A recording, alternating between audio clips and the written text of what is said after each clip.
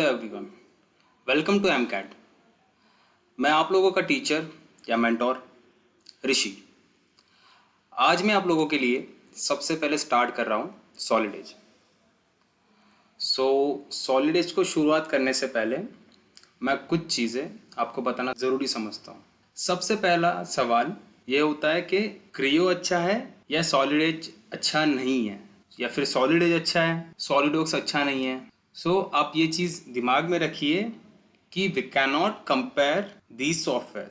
हम इनको कंपेयर नहीं कर सकते, बिकॉज देखें कैसा होता है कि हर सॉफ्टवेयर एक ही काम करता है, भले ही उसमें कुछ फीचर्स कम या ज़्यादा हो सकते हैं।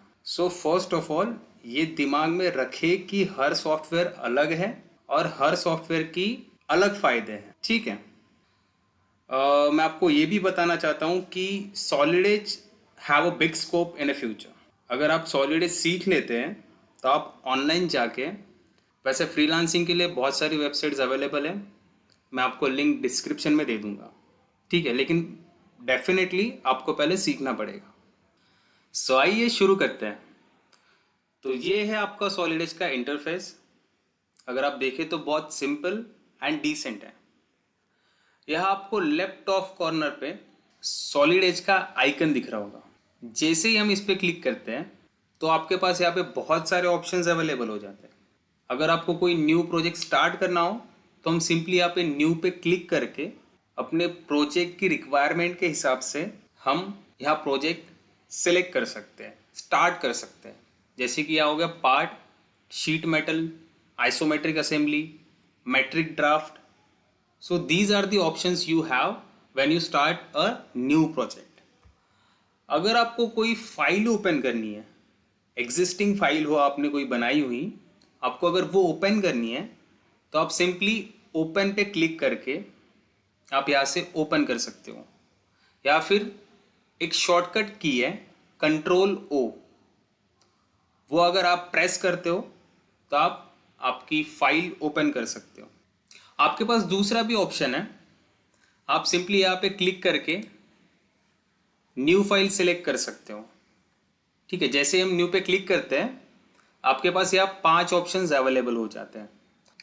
यहाँ आपको स्टैंडर्ड टेम्पलेट्स देखने को मिल जाएंगे, जैसे कि ANSI inch, ANSI metric, DIN, ISO, GIS। These are standard templates. हम प्रेफर करते हैं ISO मैट्रिक, ठीक है। तो मैंने ISO मैट्रिक पार्ट पे क्लिक कर दिया।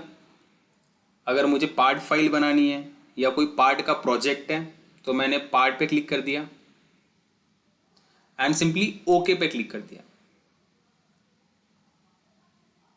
ठीक है। आपको दिख रहा होगा जैसे ही हमने आइसोमेट्रिक पार्ट पे क्लिक किया, देन आपके सामने एक आइसोमेट्रिक पार्ट के लिए एक एनवायरनमेंट आ जाता है, ठीक है। तो आप देख सकते हैं कि यहाँ पे स्केच के लिए बहुत सारे ऑप्शंस अवेलेबल है, जैसे कि लाइन, स्क्वायर, सर्कल, ये सब हम चीज़ें देखेंगे आगे जाके, ठीक है। These are the relations. जब हम कुछ स्केचेस ड्रॉ करते हैं तो उसे हमें रिलेशंस देने पड़ते हैं, मतलब जैसे कि इक्वल हो गया, परपेंडिकुलर हो गया, पैरेलल हो गया। ये सब रिलेशंस है जब हम स्केच यूज़ करते हैं। और यहाँ आप आगे देख सकते हैं, यहाँ पे हम डायमेंशंस के लिए एक अलग से टैब है, ठीक है। इसमें हम स्मार्ट डायमेंशन से स्केच को डायमेंशंस दे सकते हैं, जैसे कि हो गया ये डिस्टेंस बिटवीन हो गया, ये हो गया angle between. These are the tools which we can use to measure और स्केच, या फिर हम स्केच को डायमेंशंस दे सकते हैं। सबसे पहले मैं आपको ये बता दूं कि अभी ये डिफॉल्टली सिंक्रोनस पे सिलेक्टेड है, ठीक है। अगर आप टूल्स में जाओगे तो आपको यहाँ पे दिखेगा ये सिंक्रोनस पे डिफॉल्टली सिलेक्टेड है, ठीक है। तो अभी सिंक्रोनस क्या होता है और ऑर्डर्ड क्या होता है, ठीक है, मैं आपको समझाता हूँ। Synchronous modelling allows you to manipulation of solid bodies without a need for history और फीचर ट्री, ठीक है। मतलब कि आप कोई स्टेप्स फाइल या फिर आईजीएस, पैरासॉलिड या फिर किसी भी सिस्टम से इंपोर्ट किए हुए ज्योमेट्री को मूव होल्स, डिलीट फीचर्स या फिर ऑफसेट फेसेस जैसे कमांड्स का यूज करके बिना किसी फीचर को डैमेज किए बगैर आप इन्हें यूज कर सकते हो। देन ऑर्डर मॉडलिंग क्या होता है? Order modelling forces the user to build the model in a certain order of steps, जो कि डिजाइनर के हिसाब से प्री डिफाइन होते हैं। तो हमने ऑर्डर पे सिलेक्ट कर लिया। अब हम होम टैब में आके इसका एनवायरनमेंट समझने की कोशिश करते हैं। ठीक है, जैसे कि मैंने आपको बता दिया कि ये स्केच है, ये सॉलिड फीचर्स है। ठीक है, सॉलिड फीचर्स यानी कि सॉलिड कमांड्स है। अभी आप नीचे यहाँ पे देख सकते हो कि ये हमें बता रहा है कि click the sketch command to create a sketch that will be used as input for solids command, और click solids command to create a base model. तो अभी आप जैसे देख सकते हो कि 0 आइटम्स आर सिलेक्टेड, हमने कुछ भी सिलेक्ट नहीं किया अभी तक। ठीक है, इसीलिए ये हमें बता रहा है कि 0 आइटम्स आर सिलेक्टेड। उसके जस्ट बगल में आप देख सकते हो कि यहाँ पे फाइंड अ कमांड का एक सर्च बॉक्स है। अगर आपको कोई कमांड नहीं मिल रही है या फिर आपको कोई फीचर नहीं मिल रहा है तो आप सिंपली यहाँ पे आके उसे टाइप करके सर्च कर सकते हो। जैसे कि सपोज मुझे फाइंड करना है एक्सट्रूड। ठीक है, मैं सिंपली एक्सट्रूड टाइप करता हूं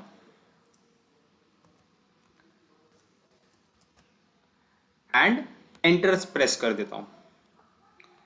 तो आप देख सकते हो कि इसने जितने भी एक्सट्रूड नाम के रिलेटेड जो भी कमांड्स है वो हमारे सामने दे दिए हैं। ठीक है, जैसे भी हम इसके ऊपर ये कर्सर ले जाते हैं तो हमें ये बताता है कि ये फीचर कहाँ अवेलेबल है। जैसे कि अगर हम ये एक्सट्रूड पे ले जाते हैं तो हमें दिखा रहा है कि ये कमांड इधर है, जैसे कि ब्लिंक कर रहा है।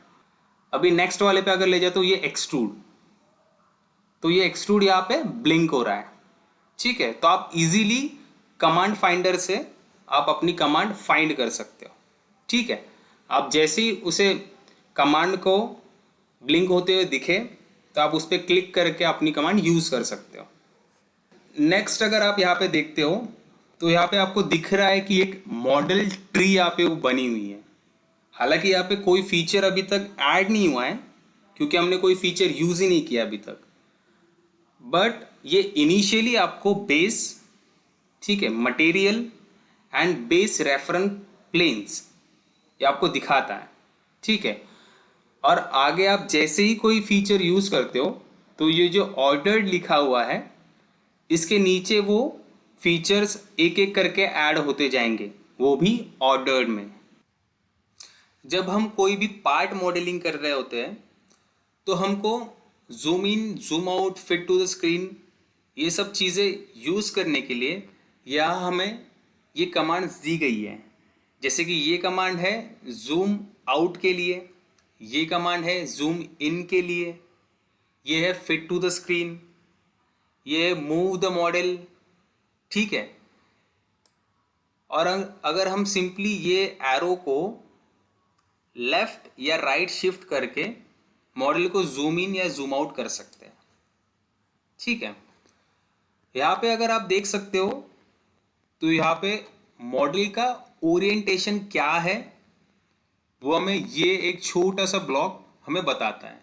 जैसे कि मॉडल अभी फ्रंट व्यू में है, अगर हमें टॉप व्यू देखना है तो सिंपली हम इस बॉक्स को नीचे स्क्रॉल डाउन करके टॉप पे क्लिक कर सकते हैं। मॉडल के व्यूज़ देखने के लिए आपके पास शॉर्टकट कीज़ भी अवेलेबल हैं।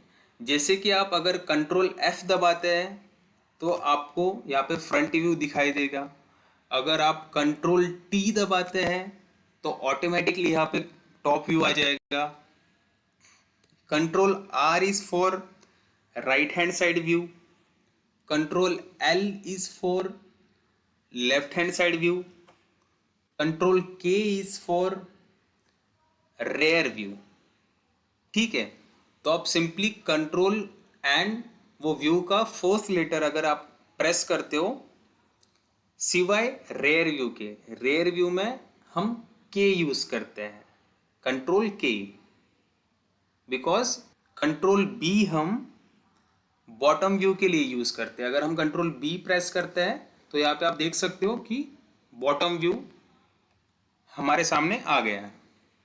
ठीक है, अभी फिलहाल तो कोई मॉडल नहीं है, इसीलिए हमको यहाँ पे मॉडल चेंज होते हुए नजर नहीं आएगा। जैसे ही हम थोड़े दिनों बाद मॉडलिंग स्टार्ट कर देंगे तो वैसे ही हमें सब चीज़ें धीरे धीरे समझ आ जाएगी। अभी के लिए मैं बस आपको इंटरफेस समझाने की कोशिश कर रहा हूँ। मैं नहीं चाहता कि आप लोग सारे कंफ्यूज हो जाए। जिनको पहले से सॉलिड एज आता है, मुझे पता है उनके लिए बहुत बोरिंग सी क्लास रही होगी, लेकिन जिनको नहीं आता एक्चुअली उनके लिए ये था। आई होप कि आप लोग मेरे साथ साथ चलेंगे।